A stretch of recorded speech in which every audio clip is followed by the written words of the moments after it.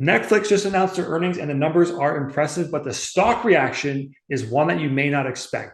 Let's break it down together here in real time. Netflix's biggest mandate for this quarter was to cut down on the number of passwords being shared, which means more accounts and more potential buyers for their product. And 8% in Netflix subscription was the result of that effort over this quarter, which is a nice boost to their bottom line. Let's look a little bit closer into the numbers, and earnings were above expectations. However, revenue missed overall on expectations. So a bit of a mixed result there. And we're going to get to where the stock went after hours because of this in a second. The earnings report did note that it is too early to kind of say the whole revenue derivative from this new password sharing crackdown, but it will be boosted in the second half of earnings as the year begins to see the full benefits of this effort, which is a good sign for the company moving forward. Cracking down on password sharing, more accounts overall equals more opportunity to sell their product to subscribers. And the other number that we want to take a look at and note here is that the free cash flow number, the amount of cash that Netflix has just to spend on whatever they want to, is boosted here right at the bottom. They've got $5 billion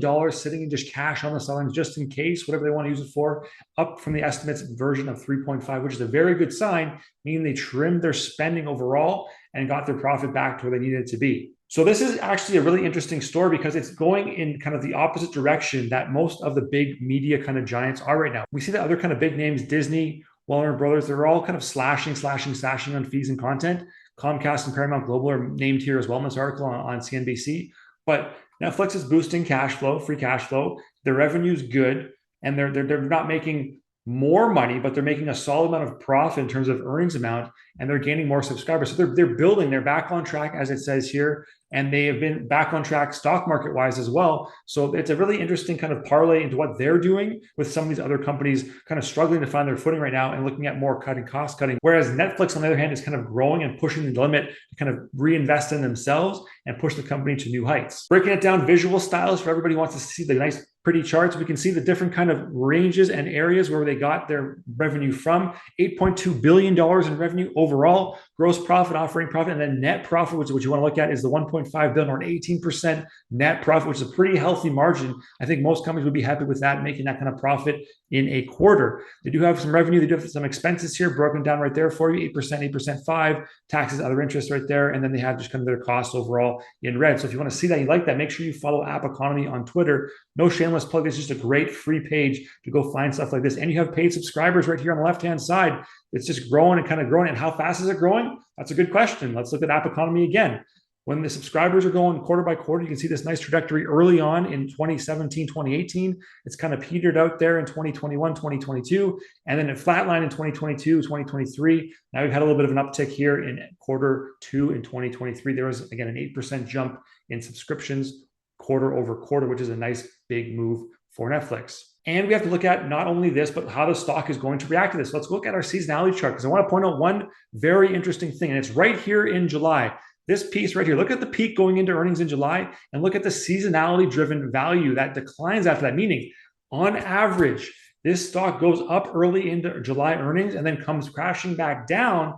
Call it people not watching much TV in the summertime, people kind of getting out of their shows, going to different routines. It just, whatever reason, it sells off at the end of July, which is right about where we are now. And if we look at this, and we look at what's about to happen potentially in the stock chart, it's an interesting parallel where we have this really good run up again. Let's draw this in. We have this nice run up here from May all the way up, all the way up. We've got the peak there, July 19th, and then boom, post earnings right there down to this blue line right here. Our post earnings area is right there right now. That's where Netflix is set to open up after hours, and tomorrow morning, it is a noticeable decline from the kind of topping out we had today at the market close, a decline of almost 8% after hours. So that's a big drop, and it does mirror, again, this. We're talking beginning of May into mid-June, beginning of May. Well, look at that. You hit that drop down, and then boom, you're right up there looking at the seasonality. If you look at the seasonality chart, this is one that's actually matching up quite well to this. So if this holds true, what can we expect? We can expect it to decline into kind of July, August,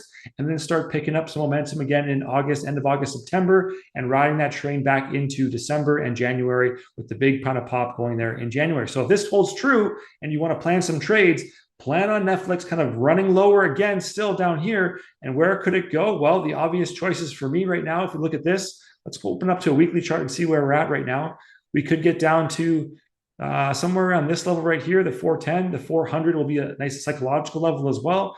If If we hit the 410, I'm just looking at the top of these candles over here on the weekly chart, breaking that down, plus this candle right here in the middle, 410. Beyond that, let's go back to the daily chart.